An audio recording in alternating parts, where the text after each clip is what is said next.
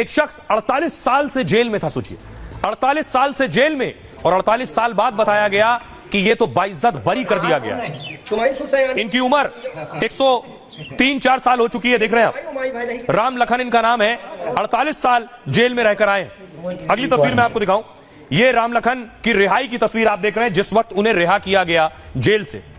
उस शख्स के दर्द का आप अंदाजा लगाइए जो 48 साल बेगुनाह होने के बावजूद जेल में रहा हो, जिसने 48 साल जिंदगी के काट दिए जेल में, और बाद में पता चला उस पर कोई दोष साबित नहीं हुआ। यह राम लखन का पहचान पत्र है, पढ़िए जरा। 4/1 और 1921 1921 का यह पहचान पत्र राम लखन का आप देख रहे हैं।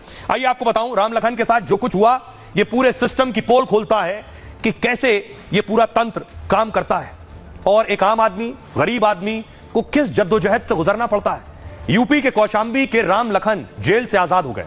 48 साल जेल में काटने के बाद उन्हें आजाद कर दिया गया। इलाहाबाद हाईकोर्ट ने राम लखन की रिहाई के आदेश दिए। राम लखन पासी एक हत्या के केस में जेल की सजा काट रहे थे। हाईकोर्ट ने आदेश में कहा, अपीलकर्ता नंबर 1 लखन पासी और नंबर 2 देशराज को रिहा किया जाए। यदि वो जेल में है तो उन्हें आजाद किया जाए। यदि जमानत पर है तो उनकी जमानत बॉन्ड रद्द किया जाए। हाईकोर्ट के इस फरमान के बाद राम लखन घर आ चुके हैं, लेकिन यह घर वो घर नहीं रहा।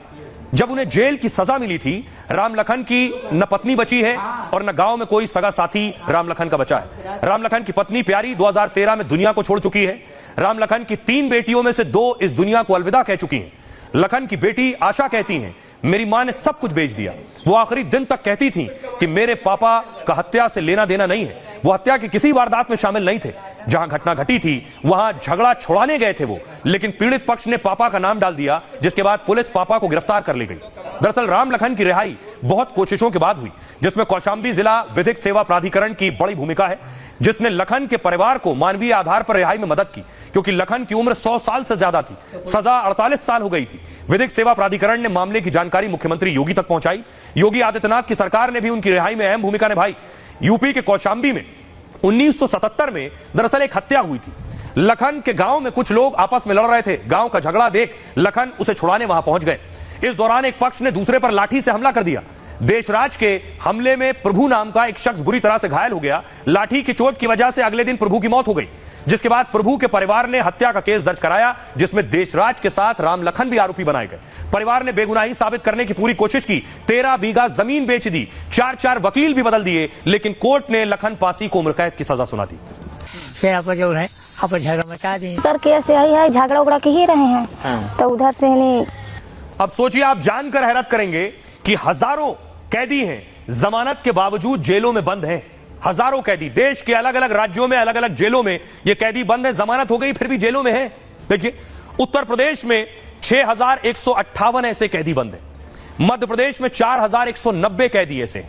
बिहार में 3345 कैदी ऐसे हैं। महाराष्ट्र में 1661 ऐसे कैदी हैं जिनकी जमानत हो गई लेकिन जेलों में हैं। उड़ीसा में 1214, केरल में 1124 कैदी हैं। पंजाब हरियाणा में 922 और असम में 892। तमिलनाडु में 830 ऐसे कैदी और कर्नाटक में 665। देश के हजारों कैदी जमानत के बावजूद जेल में रहने को मजबूर हैं। इंडिया जस्टिस रिपोर्ट में यह जानकारी सामने आई है। देश की जेलों में 24,000 से ज्यादा कैदी हैं जो जमानत मिलने के बाद भी जेल में बंद है। सोचिए, 24,000 संख्या है। ये कैदी जमानत की राशि जमा नहीं कर पा रहे हैं सिर्फ, जिसके चलते उन्हें जेल में रहना पड़ रहा है।